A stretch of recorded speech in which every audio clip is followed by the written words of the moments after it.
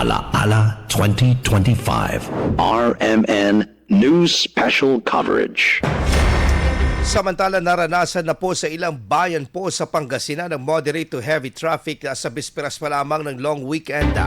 Ayon sa abiso po ng PDRRMO, alas 6 ng gabi, October 29, kabilang sa mga bayan na may mabigat na daloy ng mga sasakyan ay sa bayan ng Binmalay, Dagupan City, Calasiao at Santa Barbara, napawang mga pangunahing daan patungo sa Western, Eastern at Central Pangasinan.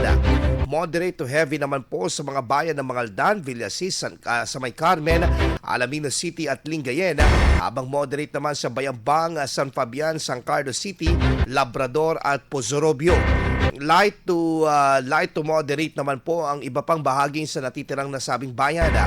Matatandaan na sa unang panayam po ng IFM News Dagupan sa mga bus terminals masters na posibleng magsimula na bumaan ng pasahero sa mga terminal sa darating na Oktubre 30 dahil sa long weekend at undas. Kaugnay nito, abiso ng otoridad na tiyaking fit to travel ang mga biyahero at mga sasakyan mula sa mga dapat dalhin na kagamitan at dapat tignan para maiwasang masiraan sa gitna ng biyahe. IFM News. IFM News. IFM News.